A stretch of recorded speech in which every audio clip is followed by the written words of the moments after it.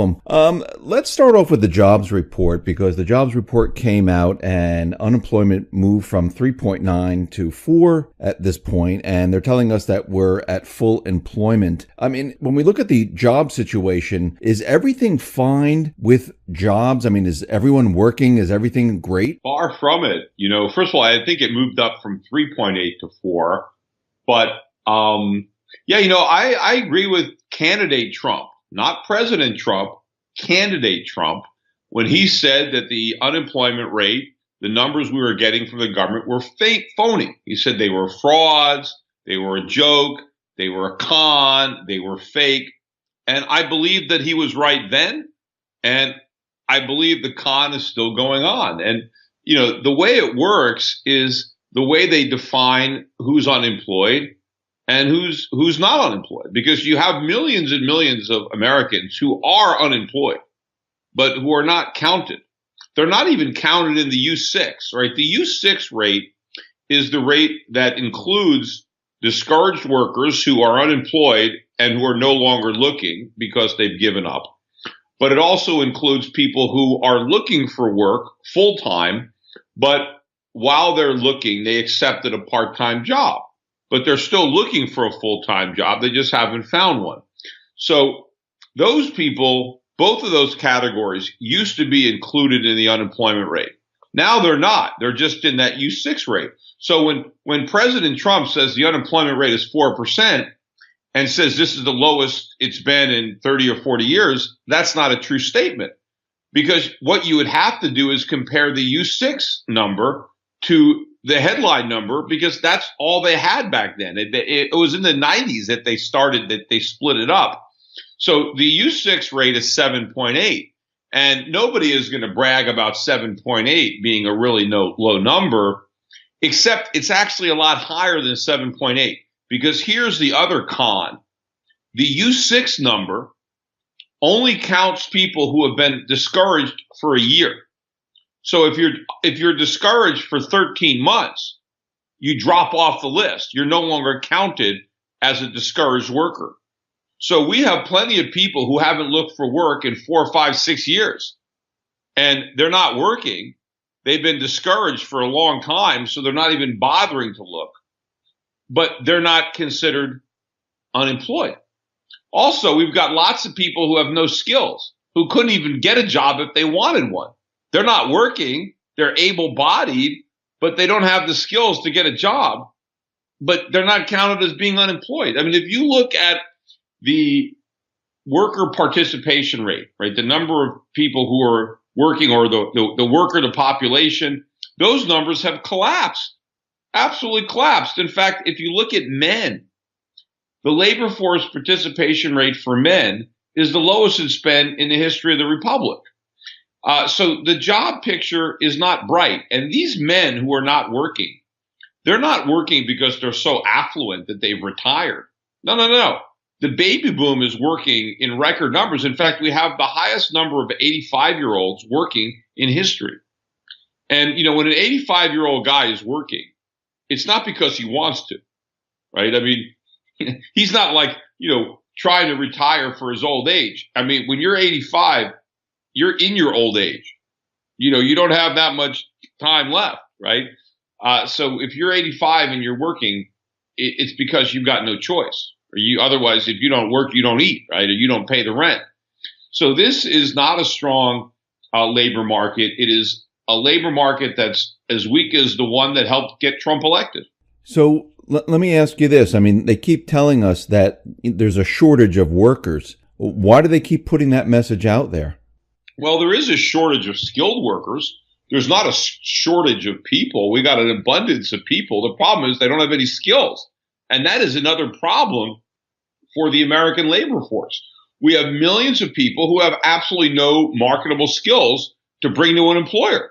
I mean, no one's going to hire you if you can't do anything, especially when we have a high minimum wage, and then we have, payroll taxes, and when you hire people, you get all sorts of, legal liabilities. You could be sued 8 ways from Sunday. So we make it very expensive to hire people, which means if you're going to get hired, you've got to have some value to offer your employer. The problem is so many Americans don't. And the question is, why do we have so many Americans that don't know how to do anything? And a lot of that has to do with the educational system we have. I mean, we keep our kids in school through 12th grade. Many of those kids should be out of school after elementary school or maybe junior high school. They should be out learning a trade, either in a trade school or learning on the job. But they're not. We keep them in high school till they're 18, 19 years old. And then they graduate and they really know nothing. And then a lot of them end up going to college and they major in liberal arts. And so their degrees are worthless. They don't actually study something in college that would, make them more viable to employers. They just graduate college with no more marketable skills than they had when they graduated high school. And now they don't graduate college until they're 21, 22, sometimes 23, 24. And then some of them even go on to grad school. So we've got all sorts of people with fancy degrees and lots of debt, but they can't really do anything. And so we have, a shortage of workers. But that's not evidence of how good our economy is. That just shows how bad our workforce is. So with these individuals that are going to college, I mean, once they graduate, are they finding high-paying good jobs? Not most of them. Most of them are finding low-paying jobs that they could have done right out of high school. But now they have to do those low-paying jobs and pay back their college loans. So, for most people, college is a big mistake financially. They may enjoy themselves, during those 4 or 5 years. But financially, it is a bad decision for the individual, and it's a bad decision for the nation to subsidize it. Let's move on to the Fed, where right now they're continually raising the interest rates, and they're looking to get inflation because they're saying we don't have enough inflation. Do you think as the Fed continually raises the rates, we're going to see what happened back in 2006, 2007, where they raised the rates there and things started to break down? Do you think they're doing the same exact thing that they did back then? Well, they are raising rates, and the higher rates are going to be problematic. Even more so now than they were back then because we have a lot more debt. But I don't think they will succeed in raising rates as high as they did before. I think the tipping point is going to come much lower if it hasn't already come at all. Already, they just haven't noticed it yet. But I do think that they are going to abort these rate hikes much sooner than people think. Potentially they could use the trade war and its, maybe unexpected negative effect on the economy as the excuse to do what they were going to do anyway, which is, call the whole cycle off and start cutting rates again and going back to quantitative easing. That's where we're headed. It's just, what is the excuse they're going to use? Because the Fed would rather pretend that the economy was in good shape and they intended to follow through with their rate hikes and the shrinking of the balance sheet, but that something happened that came out of left field that kind of threw a monkey wrench into the plan.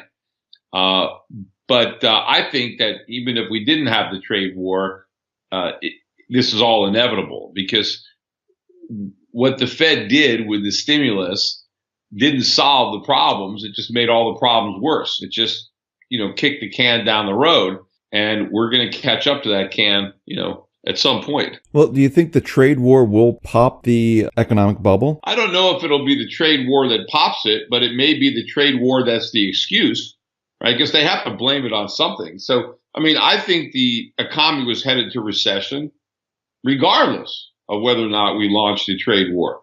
Whether the recession is going to start sooner because of the trade war, it's hard to say. And if it does start, it's hard to say that it wouldn't have happened anyway. But it's easy if everybody thinks the economy is great before we launch the trade war, and then we launch one and the economy tanks. It's very easy for people to blame what they just saw happening to what they know happened with the trade war. Now, you mentioned that the Fed would like to end this cycle of all this quantitative easing, the stimulus and everything like that. And the Fed, they just had their stress test with all the banks and they're saying that they all passed. But when we really look at what they've done here, it looks like they might have struck some type of bargain with like Goldman Sachs and Morgan Stanley, where they paid out a certain, amount of money where then they gave them a passing grade and otherwise they would have failed. I mean, are these stress tests, are these real tests to let the American people know that these banks are really strong? Well, first of all, I don't think the Fed really wants to, normalize rates or shrink its balance sheet. I think it knows that it can't, or at least potentially it should know that it can't. And it just needs an excuse to be able to continue the policies. It just doesn't want to be honest about it. It can't let the cat out of the bag and tell the world, admit the position it's in, that this is permanent inflation, because the economy is so addicted to the cheap money that it can't take it away.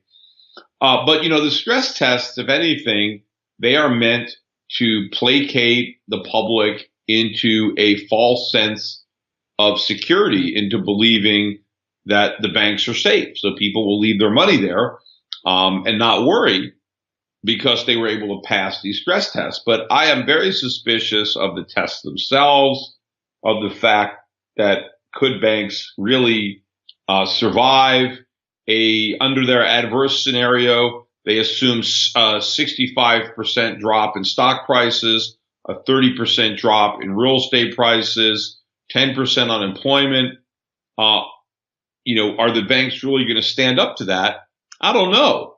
I mean, they certainly couldn't stand up to it last time. And it wasn't even, we didn't even get a 65. We got a 50% drop in stock prices, not a 65% drop. So I don't know. But what I do know is that what the Federal Reserve did not even bother to test for is the more likely scenario, which is stagflation, which is a combination of recession and inflation. In both of these scenarios that the Fed stress tested for, the one thing that they did not test for was stagflation. Right? In both their scenarios, they had the adverse scenario and the extremely adverse scenario. In both of those scenarios, inflation stays below 2%. And in fact, in the adverse scenario, I think it gets close to 1% or maybe less.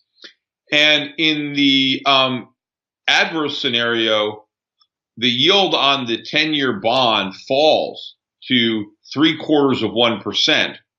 And in the extremely adverse scenario, the 10-year yield stays about where it is, which is, just under 3%. So they don't have a scenario at all where interest rates go up.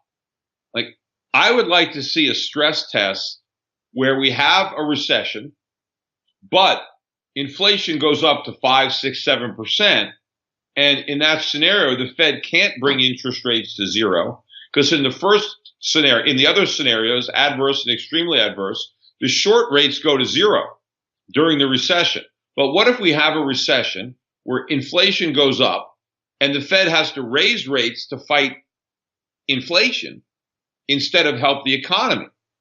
And what if, because inflation goes up, the cost of servicing the deficit is so high because of all the debt we have, that Congress has to pass tax hikes and or spending cuts during the recession?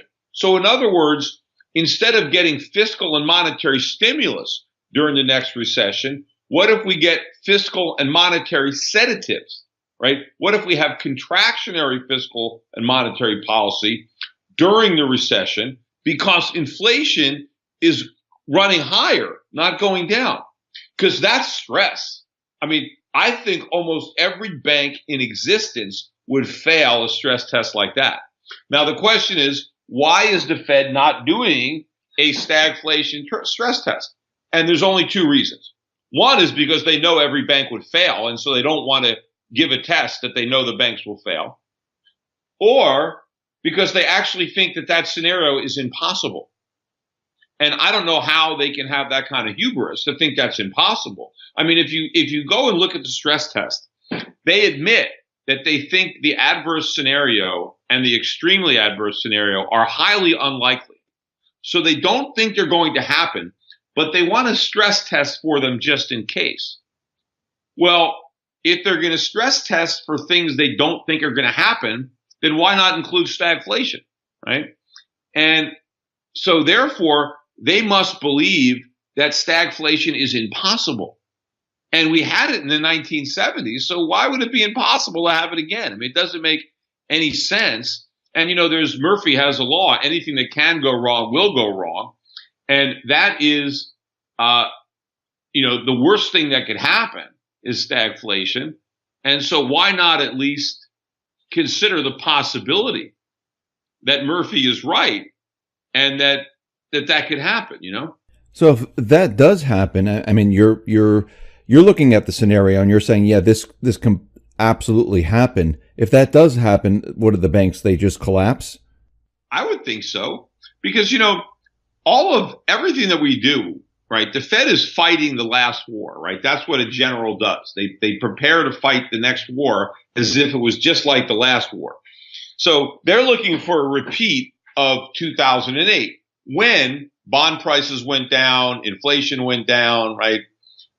But they're not considering that the next crisis may not look anything like the last one. It may be the mirror image of the last one, where inflation goes up and interest rates go up. Right? That could happen.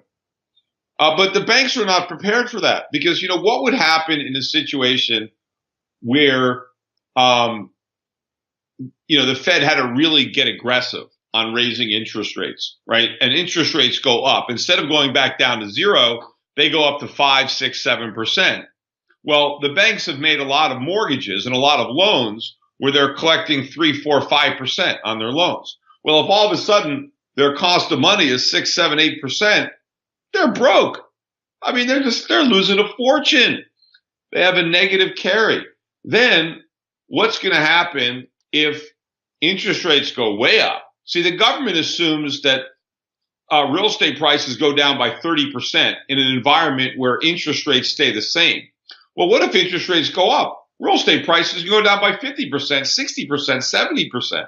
I mean, the banks are going to lose a fortune because all the real estate collateral for their loans is going to implode. And of course, if we have a big stagflationary scenario in a recession, corporate earnings are going to implode. We have record amounts of corporate debt. A lot of these corporations are going to end up in default on their debts. I mean, consumers, credit card defaults, auto defaults, they're just going to skyrocket. So, people are not going to pay back the money they borrowed. And the Fed's not going to be able to bail anybody out. I mean, if the Fed is fighting inflation, if the Fed is raising rates as banks are failing, they can't bail anybody out. They can't ease and tighten simultaneously. See, the real risk is that the Fed does bail everybody out when there's inflation. They do slash interest rates, even though inflation is going higher, in which case we end up with runaway inflation or hyperinflation. I mean, that's the real worst case scenario. So you're saying that really it's a no-win situation for them, because if they lower the interest rates, we have inflation, and if they keep raising the interest rates, then we have this problem that you're talking about. Yeah, we don't just have inflation. We're going to have inflation anyway, right? So if they don't raise rates, the inflation runs out of control, right? It becomes a forest fire. They don't put it out, right? But if they do raise rates to contain the inflation, they tank the economy worse than 2008.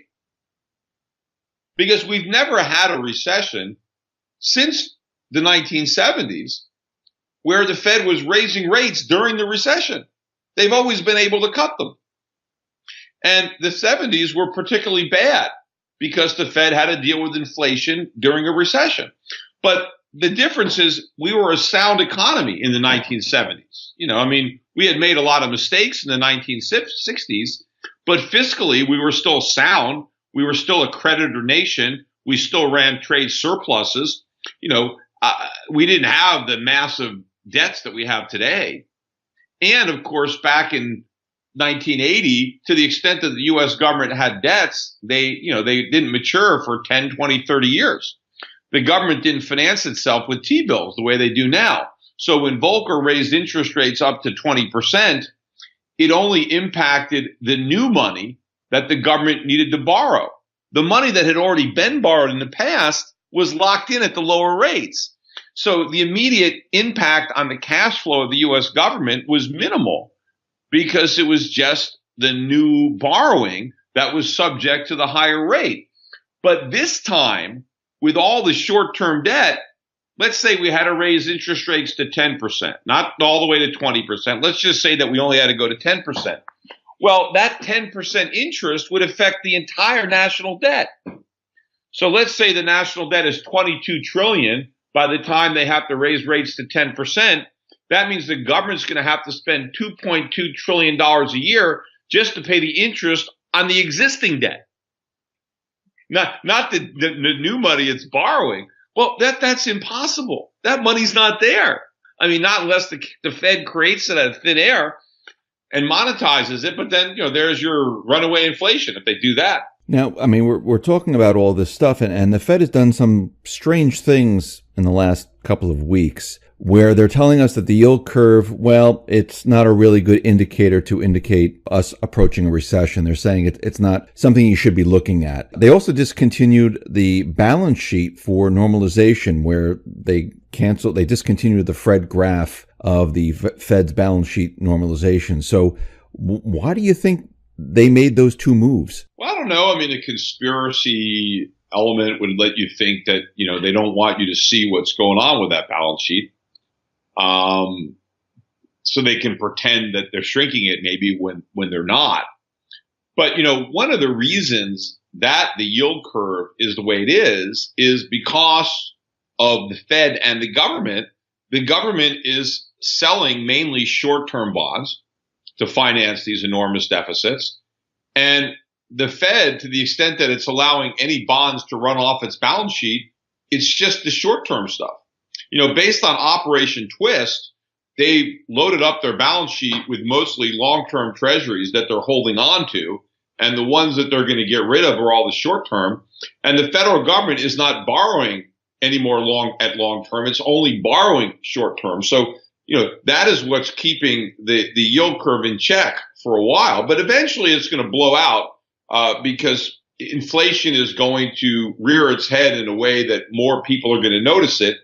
And that's going to make the long bond a lot less attractive. And eventually, I think the yield curve is really going to steepen once, that cat gets out of the bag on inflation. But for now, the games that they're playing are keeping it in check. But meanwhile, if they keep raising short-term interest rates, they will invert the yield curve. But I don't think it's the inversion of the yield curve that causes recessions. I think it's more coincidental. What happens is, when the Fed is fighting inflation, it's increasing short-term interest rates. But then at some point, the market starts to anticipate the recession that the Fed is going to cause by its raising of short-term rates. And so at some point, you end up with the yield curve inverting because the Fed is still fighting inflation on the short end, but the long end is already bracing for the recession that is going to follow. So, it's not necessarily that it's the inversion of the yield curve that's causing the inflation, the recession. It's the markets anticipating the recession that leads to the inversion of the yield curve because the bonds start to fall. And so right now, I think the market's ability to anticipate a recession is being, short-circuited by these other factors that are intervening to keep long rates from rising, the way they should have in the first place, which the backup in long rates would also put downward pressure on the economy, right? And then that would help, start to slow it down. But also, the Fed has been much too slow at raising rates, too. I mean, long rates should have gone up, but short rates should have gone up more. But that didn't happen because the Fed has been so slow to raise rates, specifically because they know that we can't handle a normal rate hike cycle. So we've had just the Fed has done the minimal amount that it could get away with. I wanted to get your take on an article from the Wall Street Journal where they say economists think the next U.S. recession is going to begin in 2020. And I noticed out of the corporate media, they're starting to mention the word recession, that, of course, the Fed is saying, the tariffs might wreck the economy. The Wall Street Journal saying that the next recessions might begin in 2020. Are they prepping us for a recession by putting this out there? Well, I mean, obviously there's going to be another recession. I mean, the government, when they do their budget estimate, they assume that there's no recession at all over the next 10 years, which, if that was true, this would be the longest expansion in U.S. history by about a factor of two. I mean, we're already the second longest expansion ever, and we're less than a year away from breaking their all-time record. And so obviously if we went 10 full years, we would shatter the record. So the odds of that happening are, nil. But the government has assumed it anyway, just to make the deficits look smaller. But my guess is that the recession will hit before 2020. I mean, I think the odds are slim that we make it all the way to 2020 without the recession starting. It's not impossible. The odds are not zero. I mean, it could happen, but I doubt it. I would think that the recession would start maybe this year, although if it starts this year, they won't admit it until next year. Because generally when a recession starts, you don't know it until they go back and revise the numbers down, So, but it could start in the second half of this year or by the fourth quarter of this year. But, I think we're close. I think that had Hillary Clinton won, we would already be in recession. And maybe had the tax cuts not been passed, we would already be in recession. But I think both the election of Trump and the tax cuts were able to buy us some time, right? Push the onset of the recession into the future a bit. But I think, it's going to exacerbate the severity of the recession when it happens. I mean, so there's no free lunch. So there is a cost to delaying the recession, and that the cost is exacerbating it. So when you say the start of the recession, are you talking about like the stock market coming down? I mean, for people that are trying to figure this out, like, oh, how do I know when the recession started? Are you talking about the stock market or no, I'm talking job about loss? Or right. So in order to have an official recession, you've got to have 2 quarters of negative GDP. And, the last recession began in the fourth quarter of 2007, right?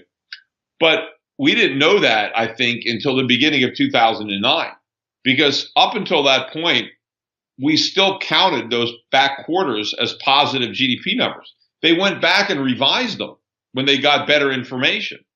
So let's say the recession begins. Let's say we end up with a negative GDP in the fourth quarter of this year. Let's say that's when we may not find out about it because they may initially tell us it was 1%. They might go back 6 months later and say, oh, it wasn't 1%, it was minus a half, right? And then so you don't know until you've already been in the recession for a while that it started. Right. So is this recession going to be like 2008? Is it going to, are they going to be able to bring us out of the recession? No, I think it's going to be a lot worse. I think it's going to be an inflationary recession or depression, but it's going to be much, much worse. And there's going to be no bailouts. So the average American is going to suffer. In the last crisis, you suffered if you were in the stock market because the stock market went down, but ultimately the government bailed you out and the stock market went back up. So if you held on, you didn't suffer. If you lost your job, you suffered, but the vast majority of people didn't lose their jobs. But I think in this next recession, people who don't lose their jobs are going to suffer because prices are going to go way up. So that's going to affect people who are employed and unemployed. And for the people who are unemployed, it'll be that much worse because not only are they not going to have a job, but their unemployment checks or their food stamps aren't going to go nearly as far in buying the things that they need. And I think investors are going to suffer real losses, and there's going to be no bailouts. I mean, either the losses will take place because stocks crash or because the dollar crashes instead of stocks. But, if the stock market stays